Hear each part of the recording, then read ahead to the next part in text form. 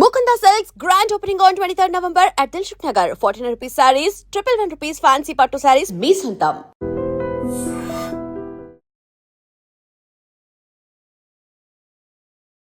IDream media ప్రేక్షకులందరికీ స్వాగతం సుస్వాగతం. సో మనతో పాటు సివిఎల్ నరసింహారావు గారు ఉన్నారు, actor and advocate. So iBomma Immandi Ravi arrest తర్వాత ఏంటి ఇండస్ట్రీ పరిస్థితి ఏంటి, అతనికి ఎలాంటి ఎంతవరకు శిక్ష పడే అవకాశాలు ఉన్నాయి, ఇలాంటి విషయాలు కొన్ని మాట్లాడు. సార్ నమస్తే. నమస్తే. బాగున్నారు సార్? బాగున్నా. అతనికి శిక్ష పడుతుందా లేదా అన్నది పోలీసులు ఇన్వెస్టిగేట్ చేసి వాళ్ళు గ్యాదర్ చేసిన ఇన్ఫర్మేషన్ ప్రకారము, సాక్షుల్ని ప్రవేశపెట్టిన ప్రకారము ట్రయల్ అయిన తర్వాత అప్పుడు ఉంటుంది. ఎందుకంటే ఒక తెలుగు హీరోయిన్ని అత్యాచారం చేసి చంపేస్తే 24 సంవత్సరాల తర్వాత ఇంకా సుప్రీంకోర్టులో ఆ కేసు ఉంది. అది న్యాయ వ్యవస్థ. అందుచేత ఈ వారం 10 రోజులలో మనం మీడియా ట్రయల్ చేసినట్టుగా మనం శిక్షించేద్దామంటే కుదరదు. వాడెవరో ఎన్కౌంటర్ చేసేయండి అని పోలీసులని అడిగి ఎన్కౌంటర్ చేయకపోతే మేమే సినిమా వాళ్ళకి అప్పచెప్పేస్తే మేమే చంపేస్తాం. ఏంటి అది? తెలంగాణ రాష్ట్రంలో ఉన్న సినిమా వాళ్ళు ఇచ్చారు, మరి ఆంధ్రప్రదేశ్ రాష్ట్రంలో ఉన్న సినిమా వాళ్ళు ఇవ్వలేదే. ఆంధ్రప్రదేశ్ రాష్ట్రంలో అసలు సినిమా వాళ్ళు లేరు. ఎందుకంటే సినిమా వాళ్ళందరూ వాళ్ళకు ఒక రాష్ట్రం పెట్టుకున్నారు సపరేట్ గా, తెలుగు సినిమా అని. అక్కడ వచ్చింది ఈ ప్రాబ్లం.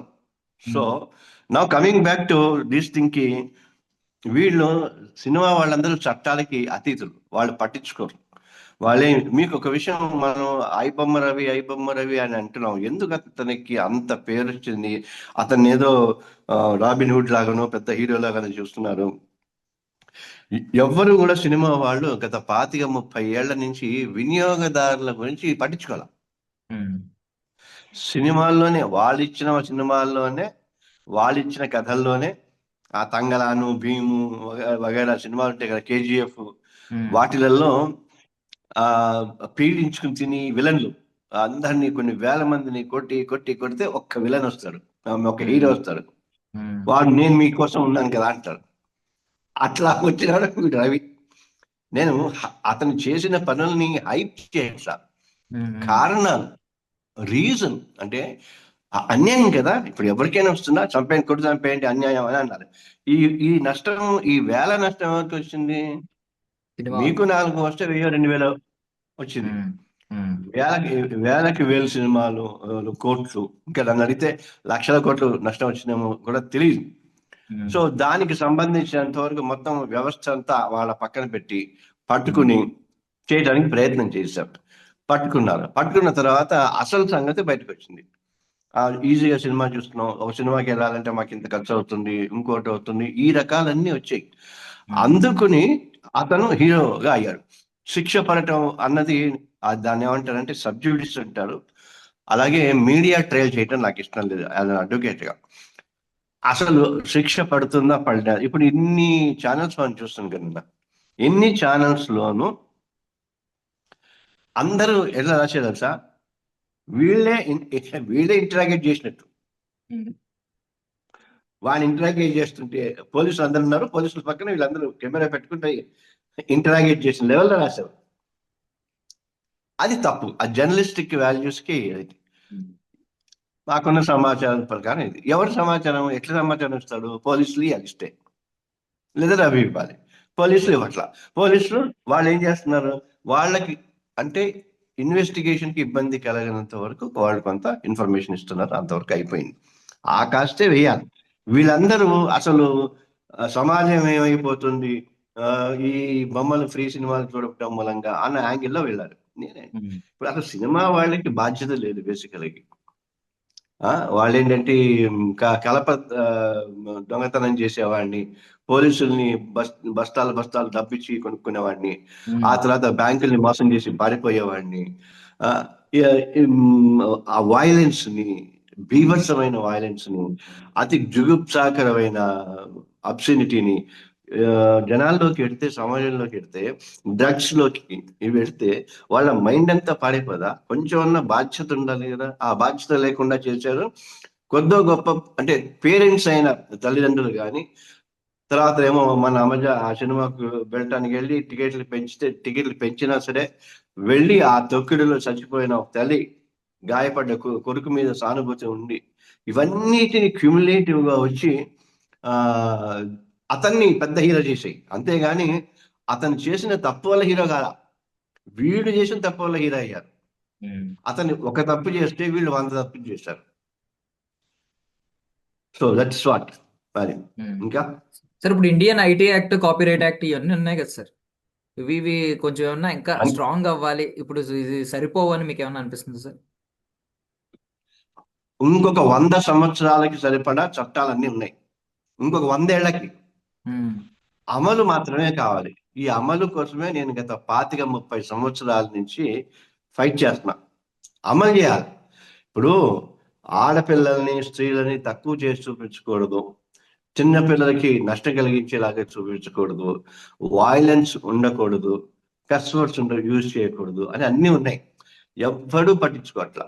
అంతెందుకు 30 ఏళ్ల క్రితం ప్రొడ్యూసర్లు అందరూ 24 క్రాఫ్ట్ వాళ్ళ చేత అగ్రిమెంట్ చేసి ఆ అగ్రిమెంట్ ని లేబర్ డిపార్ట్మెంట్ వాళ్ళకి సమర్పించాలి అని ఉంది. అసలు ఈ రోజుకి ఎవరు పట్టించుకోవట్లా. కార్మికులను అన్యాయం చేస్తున్నాం, సమాజాన్ని ఇన్ టోటల్ గా పొల్యూట్ చేస్తున్నాం, తర్వాతనేమో నీ సినిమా చూద్దానికి వచ్చిన వినియోగదారులను అన్యాయం చేస్తున్నాం. ఒకేసారి టక్మని కొట్టింది కదా, భస్మాసుర హస్తంలా కొట్టింది. నిన్న అతన్ని ఐబొమ్మని పట్టుకుంటే మూవీ రూల్స్ అని ఇంకోటి వచ్చిందట. ఇప్పుడు సినిమాలు తీయాలా అక్కర్లేదా? మొన్నటి దాకా మనకి ఏమొచ్చేది, కొంత గౌరవం ఉండేది వాళ్ళ మీద. ఏంటి, ఓ బ్రహ్మాండంగా సినిమాలు తీస్తున్నారు అది ఇది. తీరా చూస్తే ఈ విఎఫ్ఎక్స్, గ్రీన్ మ్యాటర్, ఆ తర్వాత ఏఐ, చాట్ జీపీటీ. ఇంకా నీ గౌరవం ఎందుకు ఉంటుంది? ఆ టెక్నాలజీ వచ్చేసిన తర్వాత. అందుకే అప్పుడు మళ్ళీ ఏమిటంటే మళ్ళీ బ్యాక్ టు రూట్స్ లాగా మన పాత రోజుల్లోకి అమ్మమ్మలు బామ్మలు వెళ్ళి మనసులు కలిసి ఒకరినొకరు చూసుకుని మనుషుల మధ్య ఆత్మీయ సంబంధాన్ని మనం పెంచుకోవటం అనేది ఉంటే అప్పుడు బాగుంటాయి. ఇప్పుడు వాళ్ళు సింగిల్ స్కిన్ ఏమనండి, మన ఇంట్లోంచి దాన్ని ఏమంటారు, తినుబండారాలు తీసుకెళ్లేలాగా చేయమనండి. చిన్న చిన్న పిల్లలు ఉంటారు, వాళ్ళకి ఆ చిన్న అంటే ఏదో చాలా సాఫ్ట్ ఫుడ్ తీసుకెళ్తారు. పెద్దవాళ్ళు ఏజ్డ్ వాళ్ళు ఉంటారు, వాళ్ళకి కూడా కొంత సాఫ్ట్ ఫుడ్ తీసుకెళ్తారు. నువ్వేమీ తీసుకెళ్లకుండా అక్కడ మసాలాతో ఏ నూనెతో తీసుకెళ్ళండి అంటే అదొక ఇది కాదా. మంచినీళ్ళు ఉండాలి, అసలు మంచినీళ్ళు కంపల్సరీ పెట్టాలి. ఆ పెట్టామండి అని ఒక చోట మూల డబ్బా పెడతారు. గ్లాసులు కూడా పెట్టట్లేదు, లీగల్ వాటర్ పెడుతున్నారు, గ్లాసులు పెట్టాలి. కరెక్ట్. లీగల్ మెట్రాలజీ డిపార్ట్మెంట్ ఉంటుంది, తూనికలు కొలతల శాఖ ఉంటుంది, కన్స్యూమర్ ఫోరమ్స్ ఉంటాయి, అండ్ సివిల్ సప్లైస్ డిపార్ట్మెంట్ ఉంటుంది. ఈ డిపార్ట్మెంట్ అన్ని ఉన్నాయి.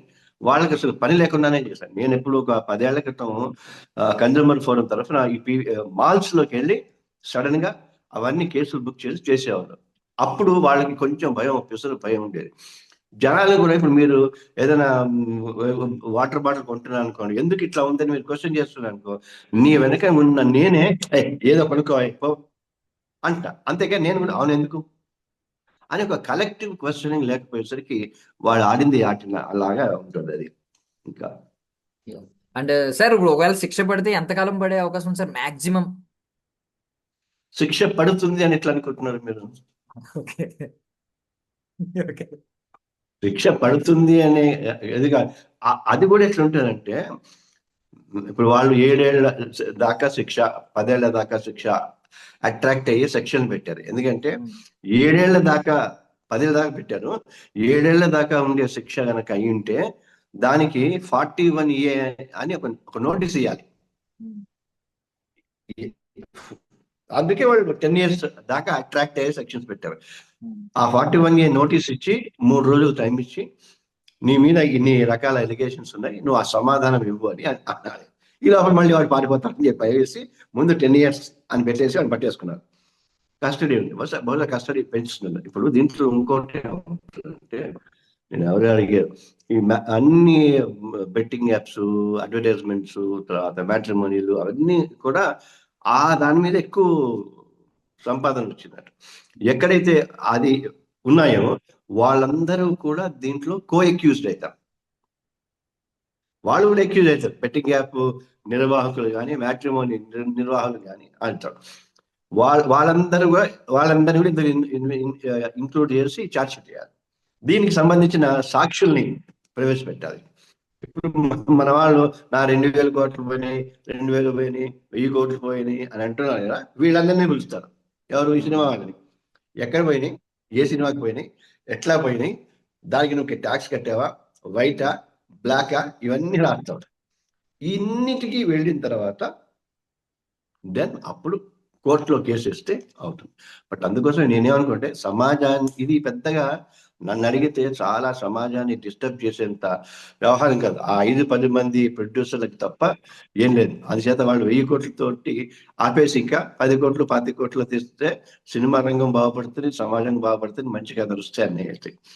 ఫైనల్ గా నాకు ఒక కోరిక, ఆ, ముఖ్యమంత్రి గారు లేదా సజ్జనార్ గారు ఈ కుర్రాడికి నెలకు ఒక 10 లక్షలు 15 లక్షలు జీతం ఇచ్చి అతని కింద ఒక 10 మందిని పెట్టి ఈ పైరసీని అరికట్టమంటారు. దాన్ని ఏమంటారు, ఈ పైరసీ అంతా అరికట్టేసి చేస్తే బంగారు తెలంగాణ ఉంటుంది,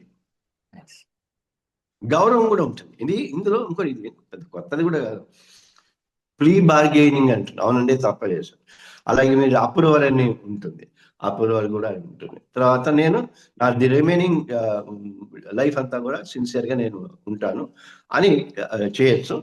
అండ్ ఇవన్నిటికీ కూడా లోక్ అదాలత్లు వగేరా వగేరా అని ఉండొచ్చు. అప్పుడు ఏంటంటే ఒక పాజిటివ్ నోట్ తోటి, అంటే ఒక భయంకరమైన, ఇది చాలా డేంజరస్ గేమ్. ఈ డేటాలు వెళ్ళిపోవటం, బయటకు వెళ్ళిపోవటం, రావటం పోవటం, ఈ అంతర్గతమైన గ్రహాలు, అభద్రత భావాలు ఇవన్నీ ఉన్నాయి కదా. దీన్ని మనం చాలా ప్రాపర్గా, ఇప్పుడు ఇంటెలిజెన్స్ ఫెయిల్యూర్ అంటూ ఉంటాం.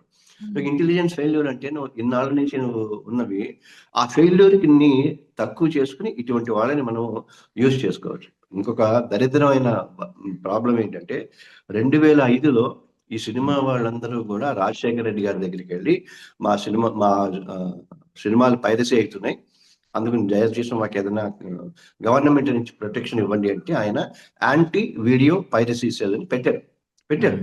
దాంట్లో principal chief secretary head and district collector, INPR, తర్వాత SP అండ్ సినిమా ఛాంబర్ నుంచి ఒకళ్ళు.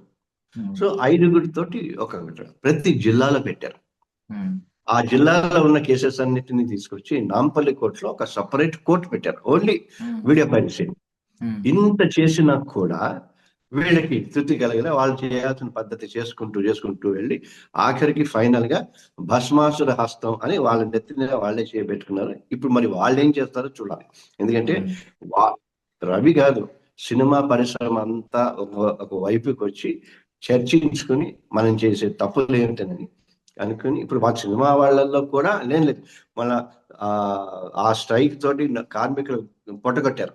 ఆ తర్వాత చిన్న సినిమాల వాళ్ళని అందరికీ థియేటర్లు ఇవ్వకుండా ఇంకోటి వాళ్ళ పట్టు కట్టారు, రేట్లు పెంచి ప్రేక్షకుల పట్టు కట్టారు. ఏంటి? సో ఎక్కడో అక్కడ సినీ పరిశ్రమ సమాధానం చెప్పాల్సిన అవసరం ఉంది. అండ్ ఐఎమ్ షూర్ మీలాంటి వాళ్ళు దీన్ని, ఇప్పుడు నా ఇదే కాకుండా నేను ఎవరెవరైతే దాన్ని రిఫర్ చేశాను, స్టీఫెన్ రవీంద్ర గారు అని, ఆయన తూకాలు కొలతలు కమిషనర్ ఉన్నారు, ఆయన దగ్గరికి వెళ్ళి సార్ మీ పార్ట్ ఎంత వరకు ఉంటుంది, మీది ఏమన్నా ఆపగలుగుతారు అని అటువంటివన్నీ అడగలిగితే బాగుంటుంది. డ్రగ్కి సంబంధించినంత వరకు రావుల గిరిధర్ గారు అని మొన్న వచ్చారు. డ్రగ్స్ కి సంబంధించినంత వరకు 300 మంది సినిమా వాళ్ళ కేసులు అవి ఎంతవరకు వచ్చినాయి, ఛార్జ్ షీట్ కంప్లీట్ అయిపోయిందా, ఇవి కదా కనుక్కోవాల్సినవి. తర్వాత ఆ మధ్య చిత్రపురి కాలనీ అని అదొక ఇష్యూ కదా, కొన్ని వేల కోట్ల రూపాయలు అది అఫీషియల్ గా అందరి పేర్లు ఉండి, ఇప్పుడు అయిపోయింది పాపం పండినప్పుడు 100 ఒక్కలు అయిపోయేదాకా ఆగుతాడు, 100 ఒక్క అయిపోయిందా కృష్ణుడు, అదే ఇక్కడ దాకా వచ్చిన వాళ్ళకి అంతే.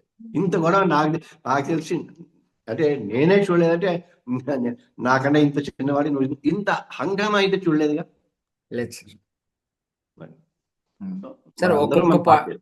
ఇది ఒక్క టాపిక్ అడుగుతున్నాను సార్, అంటే మీరు థియేటర్స్ గురించి, మల్టీప్లెక్స్ల గురించి మాట్లాడారు. కాకపోతే ఓటీటీలో ఏమొచ్చిందంటే సార్ ఈ మధ్య ఒక్కొక్క దానికి ఒక్కొక్క సబ్స్క్రిప్షన్, అది కూడా ఏంటంటే అమెజాన్ ప్రైమ్ అనే ఓటీటీలో నెల తర్వాత 50 రోజుల తర్వాత రిలీజ్ అయిన సినిమాకి మళ్ళీ ఇంకొక నెల రోజులు సెపరేట్ ఛార్జ్ పెడుతున్నాడు సార్. అంటే మీరు ఎర్లీ యాక్సెస్ కావాలనుకుంటే 499 పే చేయండి, 399 పే చేయండి అని చెప్పి. సో ఇలాంటివన్నీ ఇప్పుడు అది 499 పే చేసి కంటే డైరెక్ట్ ఇక్కడ ఇలాంటి వెబ్సైట్స్ లో HD ప్రింట్ వచ్చేస్తుంది. సో అదొకటి వస్తుంది, రెంట్ అని వస్తుంది మళ్ళీ. రెంట్ సార్, అదే సార్. అది ఇంకోటి గో యాడ్ ఫ్రీ అని వస్తుంది. వాడేం పిచ్చోడు కాదు. అవి అవి ఇప్పుడు ఆఖరికి మన పాత రోజులలో దూరదర్శన్ రోజులలో అడ్వర్టైజ్మెంట్స్ వచ్చేవి. కాకపోతే ఏంటంటే నాకు అందులో పెద్ద ఇదిగా లేదు, కానీ ఇంకొకటి అంటే లా ప్రకారం చేస్తున్నాను. ఏంటంటే అడ్వర్టైజ్మెంట్స్ కి కేబుల్ నెట్వర్క్ రెగ్యులేషన్స్ యాక్ట్ అని ఉంటుంది, rules. Advertisement code, programme code అని ఉంటుంది. వీళ్ళు ఏం చేస్తారు, ఇప్పుడు స్క్రోలింగ్ అని ఉంటుంది కింద, ఆ స్క్రోలింగ్ చేయకూడదు. ఏదైనా అడ్వర్టైజ్మెంట్ వేయాలంటే ప్రోగ్రామ్ ఆపేసి ఫుల్ స్క్రీన్ యాడ్ చేసి మళ్ళీ తర్వాత వేయచ్చు. ఇలా చాలా ఉన్నాయి. మళ్ళీ వీళ్ళంతా ఏం చేస్తున్నారంటే ఎక్కడ షార్ట్ కట్ దొరుకుతుంది, ఎన్ని డబ్బులు తీసుకోవటానికి అని. అసలు ఏ ఓటీటీలో ఉన్నా కూడా మనం పొరపాటు కూడా ఫ్యామిలీతో కూర్చుని చూసే సినిమా రావట్లా. పొరపాటున ఎక్కడ ఏ బుద్ధి వచ్చేస్తాను అని చెప్పి. ఇప్పుడు దాంట్లో సెన్సార్ లేదు అని అంటున్నారు, కానీ అన్నిటికీ సెన్సార్ ఉంది, ప్రతిదానికి సెన్సార్ ఉంది. ఇప్పుడు అంతెందుకు, ఇప్పుడు మనము ట్రోలింగ్ గీలింగ్ అంటారు, కానీ దానికి కూడా ఏ ఒక్క అమ్మాయిని కానీ ఎవరిని అబ్బాయిని కానీ ఒక బూత్ కనుక అంటే ఆ లిబెల్ స్లాండర్ అని మేము ఎప్పుడో 100 ఏళ్ల క్రితం మన చిన్నప్పుడు చదువుకున్నాం. దాని మీద పట్టుకుని అది వేసి అది లాజికల్ ఎండ్ దాకా వెళ్ళి అతన్ని కానీ అతని ఫ్యామిలీ ద్వారా కానీ తీసుకెళ్ళి ఇదిగో నీ కొడుకు ఇలా చేశారు అని అంటే ఒక విధమైన సోషల్ స్టిగ్మా వస్తుంది, ఒక ఫియర్ వస్తుంది, లేదు నేను మంచిగా ఉండాలి అన్న ఆలోచన వస్తుంది. ఇక ఎట్లా ఉంటుందో ఏంటో. Yeah sir, thank you sir, thank you so much మీ విలువైన సమయాన్ని ఇచ్చినందుకు. Thank you. Bye sir. And for more videos, Please subscribe to iDream. Please subscribe to iDream. Please subscribe iDream. And please subscribe to iDream. For more videos, subscribe to iDream. please like, share and subscribe to the channel. Congratulations, iDream. Subscribe to iDream. Subscribe to iDream. So subscribe to iDream Media. iDream ki iDream team andarki huge congratulations. Please subscribe iDream Media. Please subscribe to iDream. Subscribe iDream. Please subscribe to iDream. iDream అంటే నా కళల channel subscribe చేసుకున్న నోరు తిరుగుతలేదు, మీరైతే గంట గుర్తు కొట్టండి. For more such videos, please subscribe to iDream. Subscribe to iDream. Please subscribe to iDream. Please subscribe iDream Media. Please do subscribe to iDream. Please subscribe to iDream Media. For best entertainment and information, please subscribe iDream. And don't forget to subscribe to iDream.